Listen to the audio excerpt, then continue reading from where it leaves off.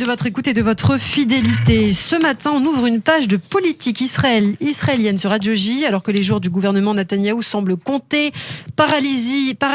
Qu'est-ce qui m'arrive ce matin, Laurence ? Je ne sais plus qu'est-ce que je raconte. Bon, alors, paralysé par la zizanie et la défiance, le gouvernement israélien n'est en effet pas parvenu à s'accorder sur un budget pour l'année en cours. Aujourd'hui, la Haute Cour ordonne à l'État d'expliquer la non-adoption du budget 2020. Question de la plus haute importance, car si les juges doivent invalider la loi qui retarderait l'adoption du budget, le gouvernement israélien tomberait une fois de plus dans de nouvelles élections. Le gouvernement a donc jusqu'au 23 décembre prochain pour obtenir un vote devant les députés de la Knesset. Dans le cas contraire, le Parlement sera automatiquement dissous et des élections législatives anticipées, les 4e en 2 ans quand même, devront se tenir au début du printemps prochain. Mais alors comment l'équipe gouvernementale en est-elle arrivée à une telle situation de blocage ? On en parle avec vous ce matin, Laurence Kahn. Eh bien, un Premier ministre parti pour une visite chez le prince héritier d'Arabie Saoudite sans prévenir ses ministres de la Défense et des Affaires étrangères. Un ministre de la Défense qui lance une commission d'enquête pour faire remonter à la surface une affaire de sous-marin allemand dans laquelle le chef du gouvernement était soupçonné de corruption. Rien ne va plus entre Benjamin Netanyahou et Benny Gantz, si l'on en croit le Figaro, dans un article en date du 24 novembre. Le gouvernement d'union installé dans la douleur en mai dernier n'a jamais aussi peu mérité son nom. Et que reproche-t-on concrètement aujourd'hui au gouvernement et à Benjamin Netanyahou dans la presse israélienne ?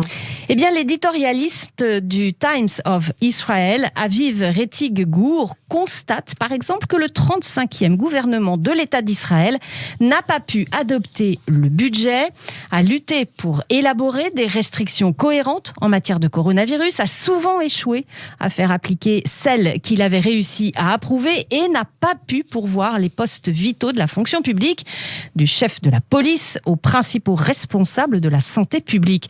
Il n'a même pas pu coordonner entre ses partenaires en querelle les mesures de base visant à rationaliser les nouvelles mesures de normalisation régionale. Le Premier ministre Benjamin Netanyahou ayant insisté pour que ses partenaires de Carole Lavan restent loin des feux de la rampe et du mérite. Et c'est aussi ce cloisonnement qui a poussé le ministre israélien de la Défense à signer un nouvel accord avec le Pentagone. Oui, les États-Unis qui avaient assuré à l'État d'Israël un avantage militaire qualitatif après la découverte surprise de l'accord de paix des Émirats arabes unis, incluait officiellement une flotte de F-35 pour Abu Dhabi. Bon, en tout cas, ce qui risque de faire chuter la coalition gouvernementale concerne surtout le budget de l'État. Effectivement, la formation de Benny Gantz, bleu-blanc, a demandé à plusieurs reprises au Premier ministre israélien et au ministère des Finances d'approuver le budget. Désormais, c'est la Cour suprême qui s'en mêle et qui demande au gouvernement d'expliquer pourquoi il n'a pas encore réussi à adopter un budget pour 2020. Absolument, Ilana. La Cour suprême de justice a donné au gouvernement 21 jours pour expliquer la légalité d'un amendement à la loi fondamentale d'Israël, adopté par les législateurs au mois d'août et qui leur a permis de retarder l'adoption du budget jusqu'à la mi-décembre. Les représentants légaux du gouvernement et de la Knesset doivent expliquer pourquoi la loi ne devrait pas être révoquée en raison d'un abus de l'autorité constitutive de la Knesset, ont écrit les juges dans leur ordonnance. Et l'ordre de la Cour suprême est clair. Elle exige du gouvernement qu'il adopte immédiatement un budget. Dans l'opposition, les esprits s'échauffent. Les pétitionnaires, dont l'ancienne députée de gauche, Stav Shafir, ont accusé le gouvernement de vouloir contourner la Knesset en reportant le budget. En gros, le refus du contrôle parlementaire pourtant nécessaire à la détermination des priorités budgétaires. Tout à fait.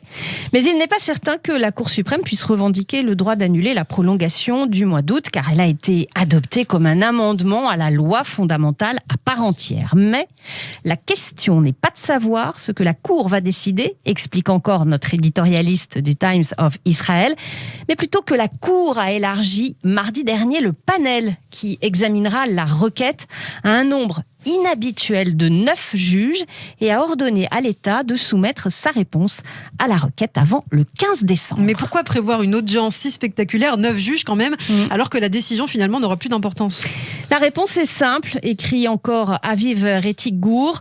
En guise d'avertissement, tout simplement. Si vous essayez de modifier à nouveau les lois budgétaires pour gagner un nouveau délai pour le budget de l'État, comme l'implique l'injonction, le tribunal pourrait annuler le délai et forcer l'élection de toute façon. L'intérêt primordial de Carole Lavan a longtemps été de faire durer le gouvernement le plus longtemps possible. dans l'espoir d'atteindre la date de rotation de novembre 2021, date à laquelle Benny Gantz deviendra Premier ministre. Donc il apparaît clairement à Carole Lavanne que plus vite le gouvernement tombera, plus Benyamin Netanyahou sera mal en point. Et oui, et plus il aura de chances de survivre pour se battre un jour de plus. Par ailleurs, la réponse du gouvernement à la Cour suprême n'est pas attendue avant la mi-décembre, donc aucune audition et certainement pas de décision finale n'est prévue avant l'échéance budgétaire du 23 décembre. Date à laquelle la Knesset doit soit approuver un budget, soit convoquer des élections. La situation compliquée en Israël. Par ailleurs, outre ces tensions sur la scène politique israélienne, des tensions ont aussi éclaté dimanche. Elles se sont particulièrement accentuées après l'annonce par Benny Gantz de la création d'une commission gouvernementale. Commission chargée d'enquêter sur l'affaire 3000, affaire dite des sous-marins, et qui a impliqué plusieurs des alliés du Premier ministre. Oui, vous l'avez dit, l'affaire également connue sous le nom de affaire 3000, donc tourne autour d'allégations de corruption massive dans le cadre de l'achat par l'État de navires militaire du constructeur naval allemand ThyssenKrupp, qui s'élève à plusieurs milliards de shekels. Si Benyamin Netanyahou n'est pas directement impliqué dans cette affaire, c'est encore de la mauvaise publicité pour le Premier ministre, qui est déjà jugé pour fraude et abus de confiance dans 3 autres affaires et pour corruption dans l'une d'entre elles. De son côté, Benyamin Netanyahou nie tous méfaits et se dit victime d'une tentative de coup d'État politique impliquant la police, les procureurs, l'opposition de gauche et les médias. Merci Laurence pour toutes ces précisions. Aujourd'hui, Israël et toute la scène politique ne peuvent espérer qu'une issue favorable à toute cette crise. Il s'agirait de mettre fin quand même à la saga torturée du 35e gouvernement israélien, plus fragile et divisé que jamais. On va marquer une courte pause.